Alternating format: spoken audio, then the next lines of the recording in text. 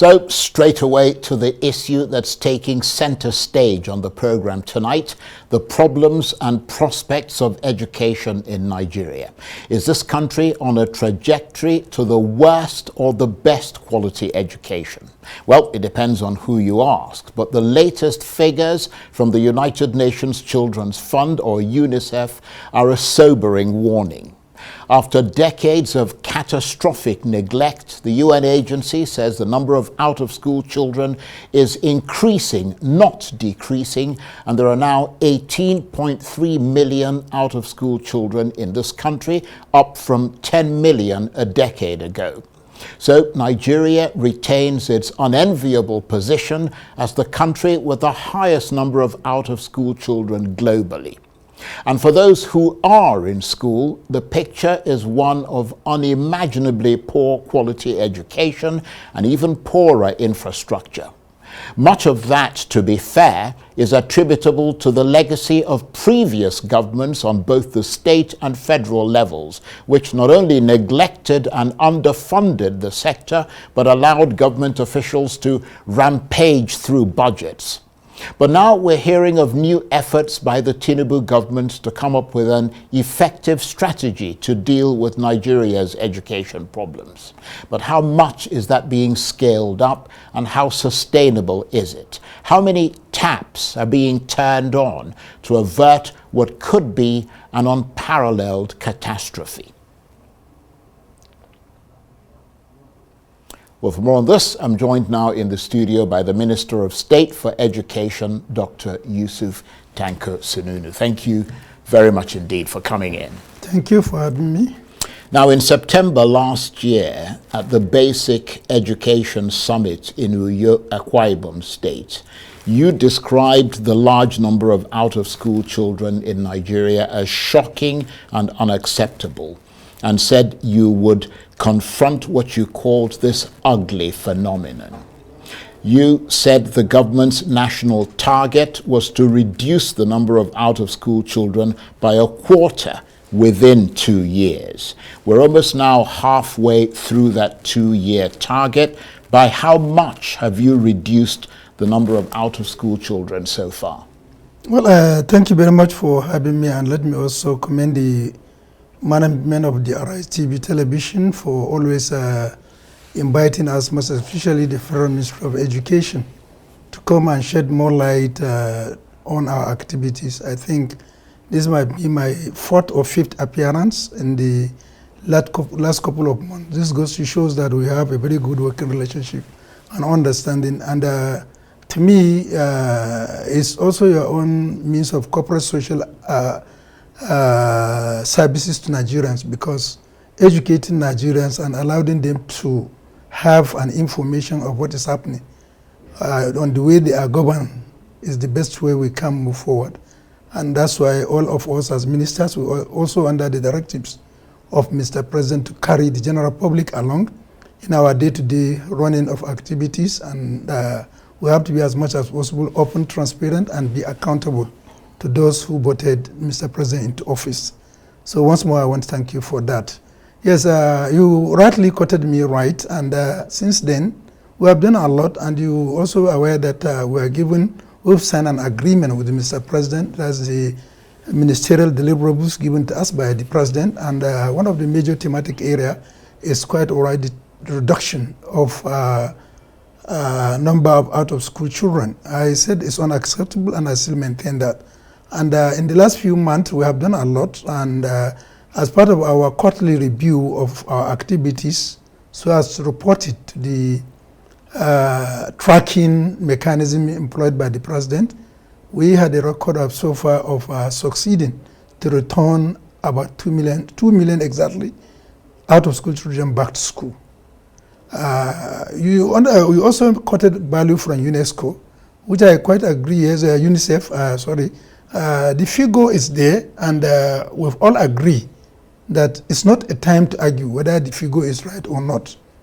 But let the society see the impact. Let the society assess us. Are we really working to aim at reduction? Because that's the major key. We have already did this. And we have not stopped in that. We have launched several campaigns. I've been to many states. We have had our zonal campaign for enrollment of out-of-school children back to school. We had one in Bauchi, I was in Kebbi, and we are moving to the eastern part of the country, which we were distant. And then also, as ministry, we sat down to strategize, because out-of-school children is a major thematic area in the 8-point agenda of Mr. President.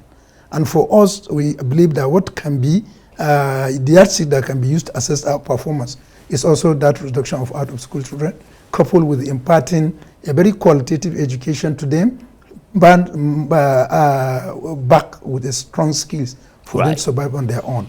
And we have already identified working this thing. We realized that the ministry, before our arrival, before the advent of the President Bola Ahmed Tinubu's regime, there are very quite where there are a lot of policies and programs in the ministry. But unfortunately, what is lacking is synergy. There was no synergy and intra-ministerial collaboration, and also inter-ministerial collaboration between the ministry and its agencies. So I found that what UBEC, Universal Basic Education, is doing is not known to national. So it's not coordinated. Yes. Right. So what we have this now is to agree how we can come together to have a common goal. Okay, I'm going to come to a lot of that, but I want to take you up on the figure that you gave us. You said that 2 million. Given that since you came into office, you've been able to reduce the number of out-of-school children by 2 million. Can you break those figures down for us? Where have you done that? Where has that occurred? Those 2 million. Those 2 million are widely spread in the state. You must know that what the ministry is doing, ours is develop policy, supervise and ensure quality and then work with this thing. Yes. That's why I told you we are working with the state government. And I mentioned to you that I was in many states. We have launched it in various states. So you've aggregated the numbers, we have aggregated, and you've arrived at 2 million, 2 million within the space of a year. Of time, yes. Right. Actually, 10 months, because you've been in office for 10 months. Yes, that we have done that. Right. And you were talking about trying to get synergy amongst all the different branches, so parastatals and sort of... That has to do with out-of-school children, Right, that have to do that. How have you changed direction in policy and practice from the previous government that you took over from? Because there is the perception that the previous government, your predecessor, did a lot of damage, and now you have to undo that damage. Yes, we have changed the perception, is our approach.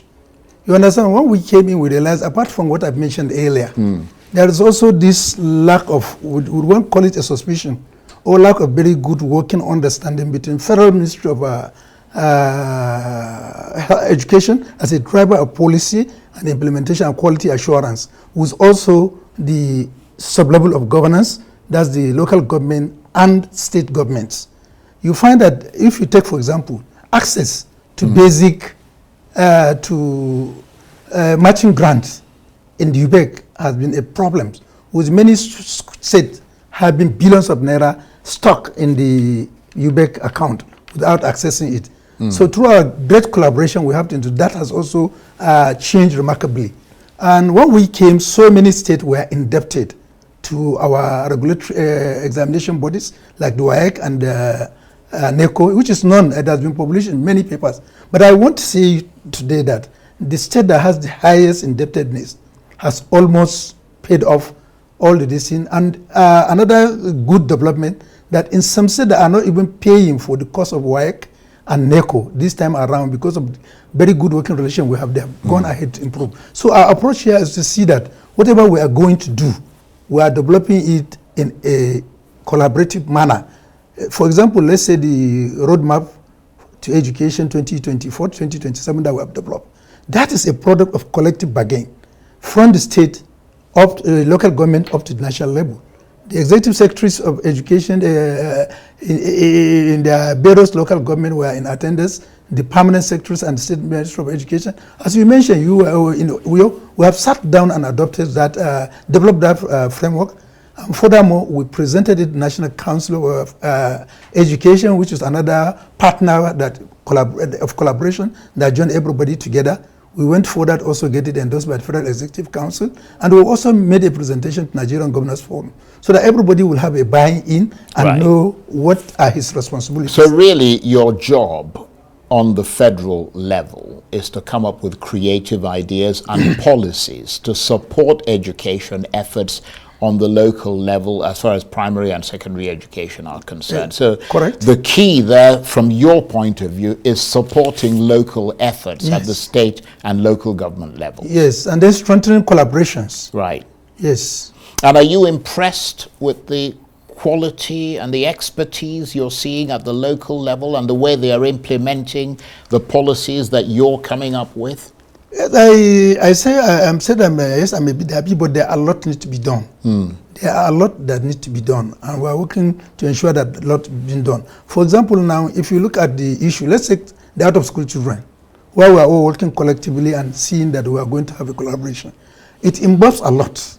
It involves human resources, like the teachers, technical vocational teachers, most especially because we are talking skill. We also take infrastructures like classes and other things that we need to know. We have to have a strong workshops and science-based laboratories, and also computer labs, so that we can move with the internet reality. And even we also have the means to also deploy technology. And that's why just some few days ago, we have launched and commissioned our Digital Resource Center in Kado.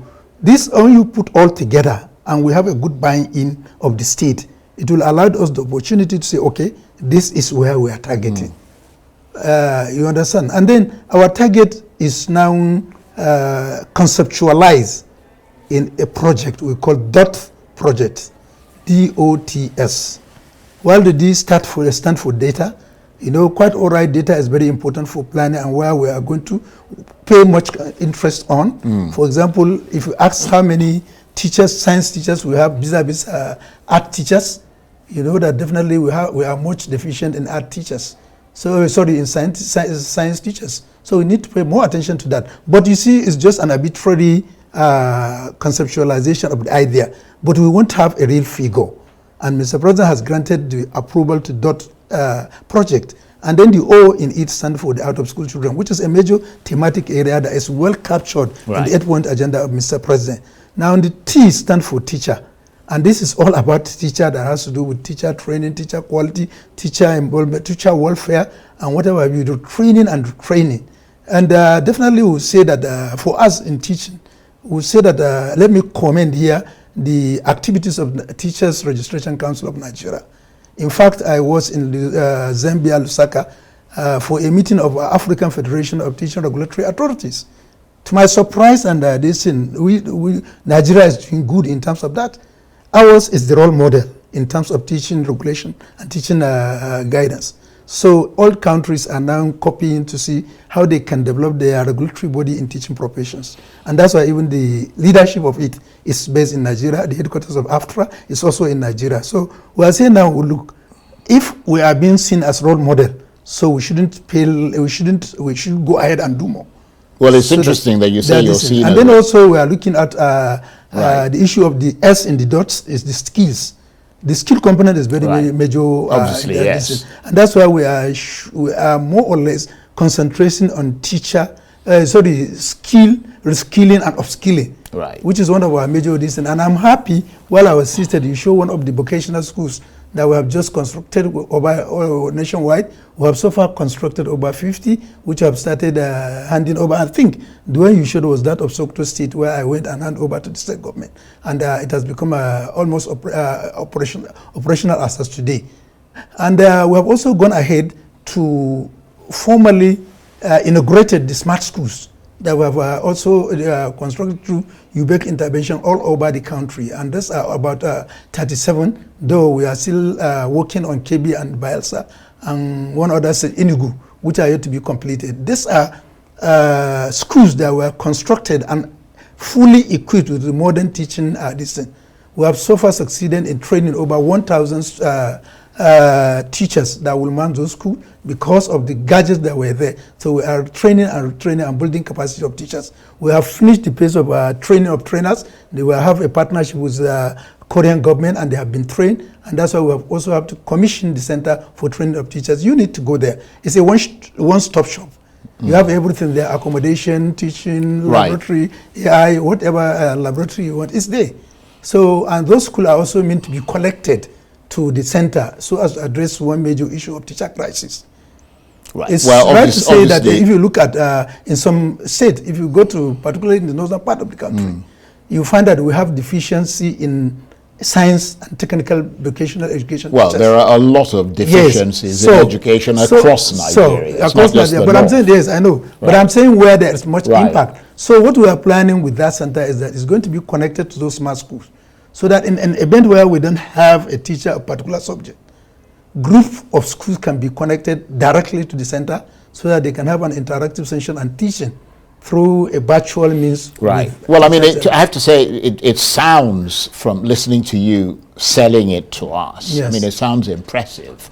But you mentioned that when you went to Lusaka in Zambia, that they were trying to emulate what was going on. The in guidelines Nigeria. were, yes. Yeah, because I mean, the evidence that we have is that Nigerian educational standards have dropped so low that most of the schools are completely out of, I mean, the rankings anywhere in the world. I'm not saying we are including in Africa. I'm not saying that we are the best, but I'm saying you're that nowhere there near are the specific best. areas. There are specific areas we have excelled. Right. And I'm telling you, in terms of teaching regulation, Right, I'm okay. telling you that we have That excelled. they're there. emulating you. Yes.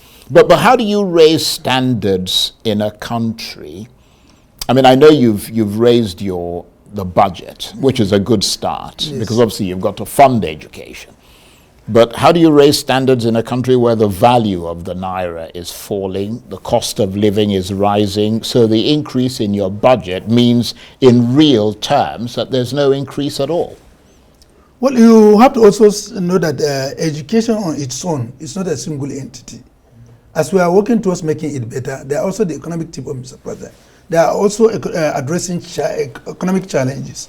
There are three major challenges right now. We have economic challenges, which is a global phenomenon. We have also security challenges that is also affecting. I was going to come to and we also security. have these human resource challenges. But in all, what we should know that the president and the government is working hard to ensure that those key areas are addressed. Yeah, but you know, saying working hard, that's Yes. just words. I mean, what we're trying to see, for example, let's take the protection of schools. Yes. We hear virtually every month of a new, mass kidnap. We're not talking about one or two people. We're talking about dozens No, of but people. let us be sincere to ourselves. Well, I'm being let's sincere. to be sincere You're the to ourselves. Minister of State. The I'm number asking of you. mass attack and mass abduction has significantly reduced. Well, I'm saying it's not in existence. I'm not saying that. No, but tell us what you have done. Yes, we have done to justify the statement that you're making that it's You see, reduced. we have done a lot, and I think even in this studio, I was shown when I was at the, first of all, when it becomes a social issue, we started with an advocacy visit to the major stakeholders. I was at the Nigerian Defense, I was at the SSS office, I was at police, I was also at the Civil Defense Corps in an advocacy manner. And most especially, we now resuscitated our activity of safe school initiative mechanism with also a finance coordinating officer, and we have a serious budget. And we have what I need to know, Minister, Yes. just a minute, I don't mean to interrupt you, but Yes. what I need to know is what have you done in concrete terms to protect schools? In concrete terms, Yeah. we have improved on our vigilance. Have you which is fenced very, very the important. schools? Are there new guards there? Are they able enough? Is there a That is call and ongoing. response That is ongoing. system You see, that is ongoing. where they can call the police You and see, they arrive immediately? This is what I'm saying. That's Yeah. why I say we have included surveillance, and we have also included fencing is an ongoing project.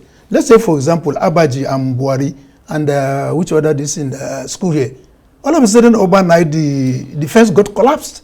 You understand why by windstorm and rain. I'm telling you, in less than 1 week, we have to mobilize and say, okay, we have to get our students secured. All the students, please go back to your destination and have another. But you're not in every session. single school, are you? This is what I'm saying. It's an ongoing project. But let me ask you this. Yes. If, for example, there is somebody in the boonies somewhere in Niger State or Sokoto State or, Borno State or something, some school there. I know these things because I've been to Chibok. Yes. I mean, if something was happening there, what sort of mechanism would be kicked in if you suddenly get a phone call saying we're under attack? You see, the first thing that we do Yeah. is to get all our schools which we have circularized that and a lot about this. Initially, when I was at Rapid Response Center, only 4 schools in the country are connected to the center. But in the last few weeks that we have circularized it, a lot of schools has got joined to the center. And what is the essence? So what we are looking for is subtle signs, very, very early signs. Once it is there, get connected. You have through their website, through their phone number, contact them instantly. And then we have also encouraged each state to have its own rapid response center that can receive easy, early information that can also be escalated to the national center. And once that, the state center will serve as a receiving center. And even our center here, they will have to ensure that the information is credible. Right. And once that information is credible, the next thing they do is to communicate to all the security outlets within the country, and therefore the since that there should be a rapid response. Well, it'll be good to see where what you're talking about it manifests in practice. Yes, it's in really other words, where there is an attack yes. on a school and these things are activated and that attack is then prevented yes. from happening. That would be the real measure. So and I want to tell you that we have this is not only banditry attack. You understand? Right. Even here in Abuja, our school they were attacked by not local hoodlums, and the center was immediately communicated, and then the team was sent. Well, obviously, it's a different thing if it's a school in Abuja, which is the capital of Nigeria. I'm talking about if you're in the boonies. That's why I said. That's why I said we are receiving information, right? Synthesizing it and escalating it so that we can have a rapid response. So let me ask you this, beyond some of this, because I mean, you've answered it as much as you can. Yeah. We would need to obviously see practical examples of what you're saying. But what is your vision for education in Nigeria? You've mentioned your priorities, but what is your vision? You see, our vision in education in Nigeria is the vision of President Bola Ahmed Tinubu on education in Nigeria, to have a very highly qualitative education that is armed with knowledge, skills, and character, so that we can improve the chance of employability of average Nigerian citizens to be able to compete locally, nationally, and then internationally in global market. And this, for him to be much employable, must have the component, a skill of critical thinking, a very good communication skill, a very good hand skill, most especially there has to be with digital application as the world is going digital. So and that's why this is what we are working, and that's why one of the schools you've shown there here, you find that it has 5 major or 6 major components in it. We have an administrative block, we have classes, we have computer laboratory, we have workshop, and we have science laboratory. And this is so that we can have all the skills and this. And we are also going right now to ensure that we have adequate teachers. And that's why even the approval granted by Mr. President for some institutions to take up, most of them are in the tertiary level are technically based. Right. Technical based education, federal technical colleges all over and polytechnics. And also the skill is also a major component. That's why even the state one has been directed to ensure that much budget is now directed toward 2 major areas: skills, acquisitions, and research. Yeah, I'm impressed by what you're saying about skills acquisition.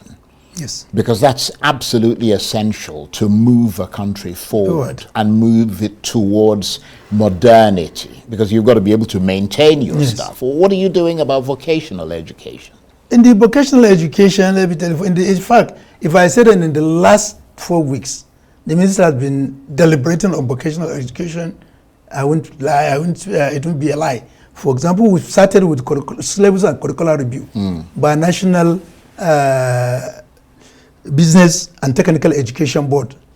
Here in Abuja, we have reviewed all the trade subjects we have, their curriculum and their syllabi, so that we can go with modern market. Because we realize that, look, when the Dangote is making his refinery, most of our underwater welders are imported. You understand? And that is where you need about 10,000 and they're all imported. That's a lot of jobs. Yes. So we have to say, okay, that is a wide gap. So how do we do it? The only way we can do is to review this thing. And also, we must know that also the National Skill Council has received much attention now. It was established in 2017. And over the last 6 years, in 2017, it only had 2 meetings.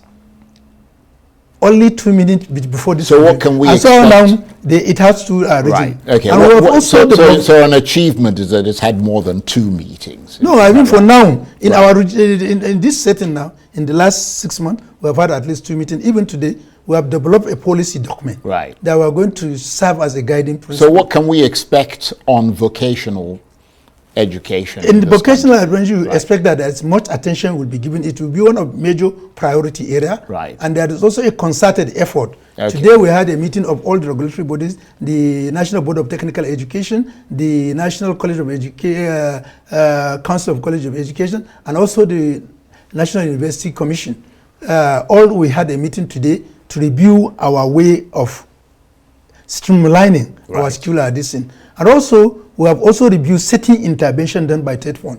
For example, the TED Fund is in collaboration and intervention with Yaba College of Technology so that they can see how can we harness, how can we make it more decent, what national qualification standard are we going to apply to all those working in the this market, this where they sell handset and this thing. And also in our Kaduna, the TED Fund has also injected money, which has also started manifesting to see how the Kaduna Polytechnic, Polytechnic of Kaduna, can now liaise with people in Panteka who are auto mechanics. What is the essence there is to see how can we get them organized. Absolutely. And then apply the national qualification framework to get national occupational standards. Well, you certainly sound try like to see how we can get them standardized. You sound like you're thinking in the right direction. Yes. And that's always a good start. But ultimately, it's the outcomes that people are concerned about. The outcome is that we will get individuals who are certified. Because the aim is in the end that whatever job you have to get certified. Yeah. And then after getting certified, we ensure that you are working within the national occupational standard. So that whatever is going to give is expected in this country. Well, and in doing that, we also try to address the needs assessment that we have, which are the areas we are going to focus on. For example, let's take this thing. If you want to get a very good tailor today, or somebody who is going to be a POP man. You want to see they've got qualifications. For example, yes, we want to get qualification, but as today, you have to use people from Togo and Benin Republic. So why can't we? So we have to work hard to ensure that what is the major issue here? The major issue is stigmatization of handwork by those who are graduates. Right. So the only way we can give them a qualification. Yes, we will give them qualification and we give them the decent, and they say that with that, that's the way to do it. Improves your employability. Okay. We've got less than a minute or so. What has it been like for you the last year or so as Minister of State for Education on a personal level? Well, and at a personal level, it is a very challenging, but I must also thank President Bola Ahmed Tinubu for finding me worthy to be appointed from the legislative arm of government. It shows how democratic Mr. President is, considering that, look, even in the legislature, you can have the product that you can use for better services of Nigerians. And for me, it's also another challenging area as a medical doctor. But Mr. President, in his own wisdom, trusted me to be posted to education, and therefore I must to work hard to ensure that I meet up with the expectation of Mr. President. Well, and this has been a very great challenge to me, and I hope I will work towards achieving the present mandate. Well, as you said, we're happy to talk to you, so do come back and talk to us and give us a sense of where things are going in the near future. Yes, thank you, sir. Dr. Yusuf Tanko Sununu is the Minister of State for Education. Thank you very much indeed. Thank you, sir.